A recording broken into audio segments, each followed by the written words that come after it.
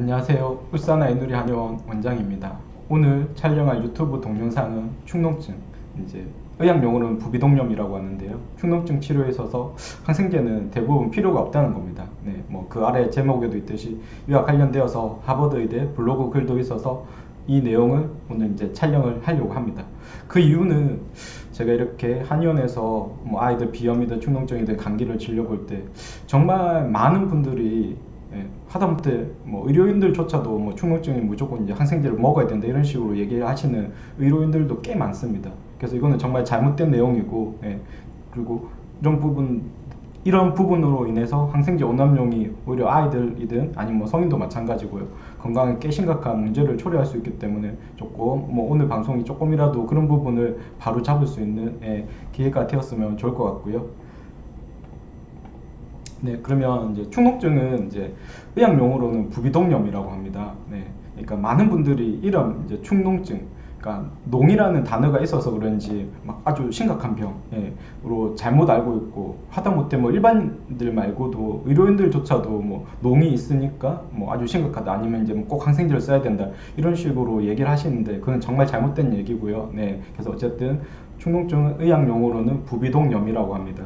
제가 거기 비에도 빨간 글씨를 써놓은 게 중요하다는 뜻이죠. 그러니까 비가 이제 코라는 뜻인데요. 그러니까 코 주변에 있는 빈 동굴을 부비동이라고 하고요. 거기 염증이 생겼다 그 뜻입니다. 축농증은 쉽게 의학적으로 표현하면. 그럼 이제 부비동염이 있으면 어떤 증상이 있을 수 있냐고 하면 제일 흔한 건 이제 누런 콧물, 이제 탁한 콧물이죠. 꼭 누렇진 않아도 어떨 때 뭐 초록색이기도 하고요. 어떨 때는 뭐 갈색 비슷한 색이, 어쨌든 이제 탁한 콧물이랑 이제 코 막힘이랑 그리고 이런 탁한 콧물들이 목 뒤로 넘어가는 후비루랑, 그리고 이제 후비루가 있으니까 이제 기침 유발된다든지, 이게 어쨌든 축농증 부비동염의 주 증상이고요. 그리고 이제 뭐 부수적으로는 뭐 두통이 동반될 수도 있고, 아니면 두통까지는 아니더라도 뭔가 좀 머리가 무겁다든지 맑지 않다든지 이런 느낌, 그리고 약간 이제 후각 점막에 손상이 있다 보면 후각 기능이 떨어질 수도 있습니다. 이게 이제 부비동염의 주 증상들이고요. 거기도 지금 제가 사진으로 찍어둔 게 후비루, 이제 콧물들이 찐득한 누런 콧물이 목 뒤로 넘어가는 후비루입니다. 아무래도 저런 콧물들이 뒤로 넘어가면 좀 입에서도 조금 탁한 냄새들이 많이 구취가 날 수도 있고요. 이와 관련되어서 하버드 의대 블로그 글이 있습니다. 뭐 저 글이 2015년 10월달에 처음 쓰여졌고 2019년 10월달에 업데이트, 그러니까 어떻게 보면 적어도 한 5, 6년 전에 이미 뭐 적혀져 있고요. 뭐 저렇게 블로그에 적혀질 정도면 의학 전공 서적이라든지 그와 관련된 책에서 훨씬 더 오래전부터 이미 다 얘기했었는데, 아직 왜 그런지 모르겠지만 우리나라는 유독 이런 부분에 있어서 잘못 알고 있는 지식들이 일반인뿐만 아니라 의료인들조차도 잘못된 지식을 바탕으로 치료를 하는 것 같아서, 그리고 지금 이거 보고 있는 블로그는 여러분들도 제목만 구글에 검색하시면 보실 수 있습니다. 뭐 저는 어차피 이제 다 내용을 보지는 않을 거고 핵심적인 부분만 미리 캡처를 해서 같이 보도록 하겠습니다. 뭐 제목, 이제 부비동염, 그러니까 It's best to watch and wait. 그러니까 본문을 읽어보면 알겠지만 이제 항생제 치료 없이 그냥 경과 관찰하는 게 최선이다. 이게 이제 제목이고요. 이제 그러면 거기 있는 본문 중 일부를 한번 보도록 하겠습니다. 이제 핵심적인 단어가 제가 미리 빨간색이나 이렇게 체크를 해놨는데요. 그러니까 부비동이라고 하면 얼굴 뼛속에 이제 빈 동굴에 어쨌든 이제 여러 가지 미생물에 의해서 감염이 될 수 있는데, usually, 그러니까 대개는 제가 바이러스에도 형광펜을 밑줄 쳐놨듯이 바이러스가 원인이라는 거죠. 그러니까 일반인들이 알기 쉽게 비유드리면 부비동염은 감기처럼 원인 자체가 바이러스이기 때문에, 그래서 결론은 항생제가 필요도 없고 도움도 되지 않는다는 뜻입니다.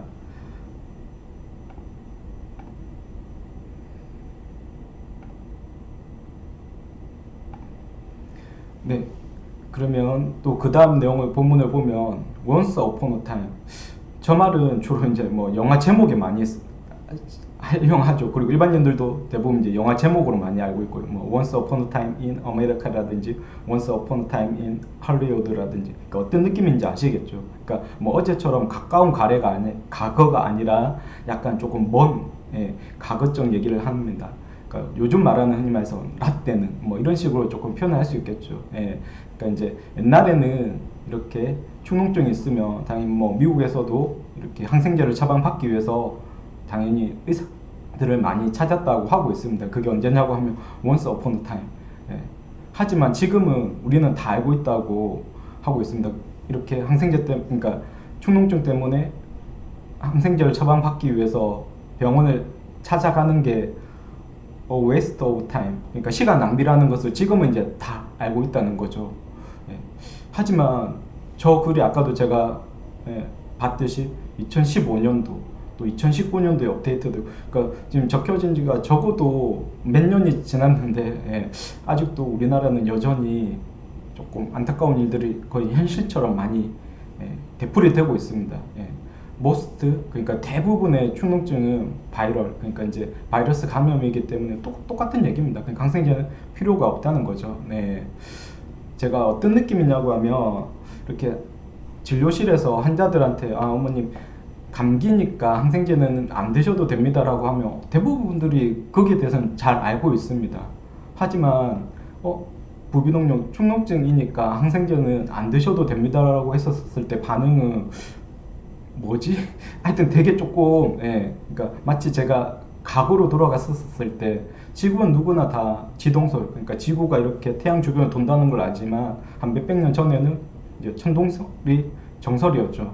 그래서 이제 뭐 갈릴레오, 아주 유명한 얘기지만 갈릴레오처럼 이렇게 지동설 주장하다가 뭐 종교적판에까지 이렇게 해부가 될 정도로. 그러니까 어차피 시간이 이미 다 밝혀진 내용이라서 언젠가는 우리나라에서도 그냥 축농증 부비동염은 바이러스가 원인이기 때문에 감기처럼 항생제는 안 먹어도 된다는 게 언젠가는 다 현실처럼 누구나 다 이렇게 일반적인 상식처럼 통용된 날이 있을 겁니다.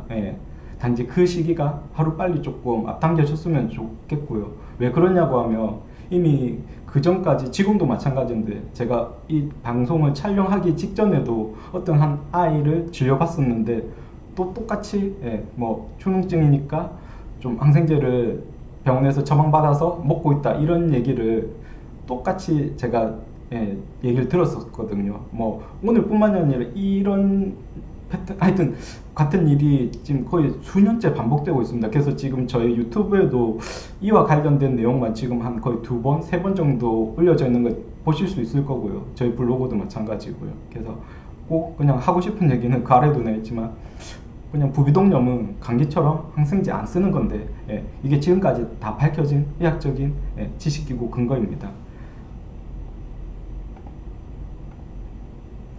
네, 부비동염으로 자주 고생한다는 말은 그냥 비염이 있을 가능성이 꽤 큽니다.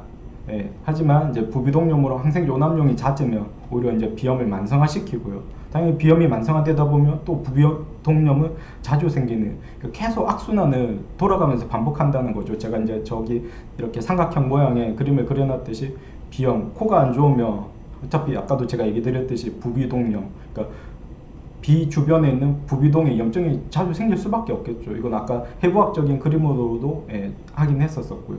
근데 그럴 때 항생제를 안 먹어도 되는데 계속 항생제를 오남용 하다 보면 또 반대로 비염은 만성화되고, 그러니까 이 악순환들을 계속 반복하고 있고요. 이것만 문제가 되는 게 아니라 항생제 오남용은 비염 말고도 아토피, 천식 같은 알레르기 질환 발병을 높이고요. 장 건강에도 꽤 많이 무리를 주면서 염증성 장질환까지도 초래할 수 있습니다. 대부분 분들이 항생제를 먹으면 좀 뭐 설사를 한다든지 뭐 조금 복통 생긴다는 것들은 아이를 통해서든 아니면 이제 본인이 많이 경험할 수 있고요.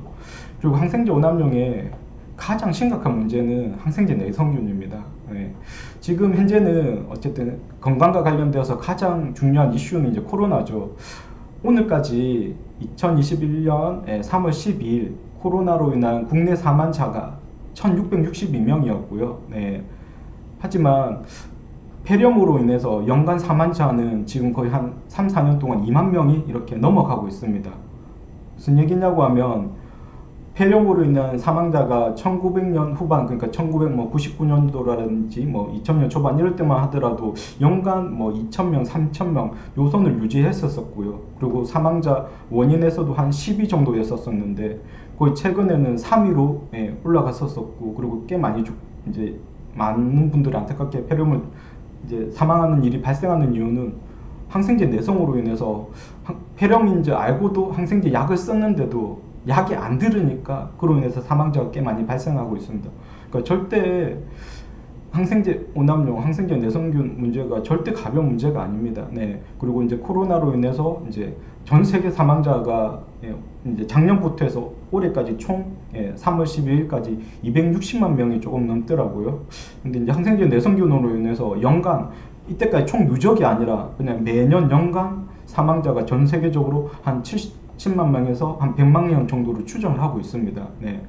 어차피 항생제 내성균 문제는 지금까지 누적된 결과물들이기 때문에 앞으로 가면 갈수록 안타깝게 더 많이 증가가 될 것입니다. 이건 이미 WHO라든지 CDC 같은 전 세계 의료 기관에서 많이 경고하고 있고요. 그래서 이대로 이제 계속 항생제 내성균으로 인한 사망자 누적이 되면 2050년 한 해에만 매년 1000만 명 정도 발생할 것으로 경고하고 있으면서 당연히 이제 항생제 오남용을 계속 덜하기 위한 캠페인이라든지 그와 관련된 지식들을 계속 많이 알리고 있습니다.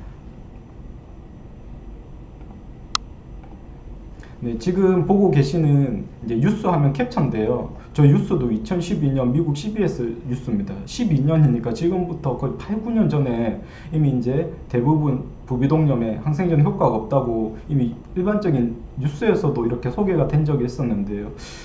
하지만 지금 우리나라 현실이 참 그렇지 않다는 게 뭐 너무 하여튼 답답할 정도인데요. 그래서 어차피 오늘 그런 부분 때문에 제가 다시 유튜브 촬영까지 하게 됐습니다. 저 유튜브 뉴스는 여러분들도 똑같이 그 제목만 이렇게 검색하시면 보실 수 있고요. 네, 뭐 굳이 뭐 지금 다 보지는 않을 겁니다. 혹시 관심 있으신 분들은 한번 저 뉴스를 검색하셔서 보시면 되겠습니다. 네, 그러면 오늘 방송을 정리를 하도록 하겠습니다. 물론 드물지만 부비동염, 그러니까 일반인들이 말하는 축농증에 항생제를 복용해야 하는 경우들이 드물지만 있습니다. 어떤 경우냐고 하면 이제 의료기관에서 부비동염 진단을 받고 열흘이나 14일 이상 지난 후 호전이 없었을 때라든지, 또 두 번째는 이제 처음 시작부터 39도 고열이 이제 3일 이상 나면서 이제 부비동염 증상이 있을 때, 그리고 부비동염이라고 진단을 받고 증상이 남는 것 같다가 다시 악화될 때, 이걸 뭐 이중 악화라고 하는데요. 네. 이와 같은 경우에는 당연히 이제 항생제를 먹는 게 맞고요. 그리고 이제 해부학적으로 보면 부비동 위치하고 눈 안아라든지 뇌하고 되게 많이 인접해 있습니다. 그래서 간혹 드물지만 이런 눈 안아 쪽이라든지 뇌 쪽에 합병증이 발생해도 항생제를 복용해야 됩니다. 이와 같은 경우는 아주 이제 드문 경우들입니다. 네. 그래서 대부분 부비동염, 축농증은 감기처럼 바이러스가 원인이기 때문에 항생제는 필요하지도 않고 어쨌든 도움도 전혀 되지는 않습니다. 오히려 자꾸 이런 불필요한 항생제 오남용은 여러가지 건강상 심각한 문제들을 야기할 수 있습니다. 그리고 축농증으로 자주 진단을 받고 고생한다, 그 말은 곧 비염이 근본 원인이 있다고 보시면 됩니다. 네. 그렇기 때문에 비염 치료나 관리를 잘 받으시는 게 무엇보다 중요합니다. 지금 제가 유튜브 방송에 한 내용들은 저희 블로그에도 좀 자세하게 적어 놨으니까요. 혹시 이제 동영상만 가지고 조금 이제 부족함을 느끼시는 분들은 여기 유튜브 요 설명에 블로그 그 링크 달아 드릴 테니까 한번 클릭하셔서 보시면 좀 더 이해하기 쉬울 겁니다. 감사합니다.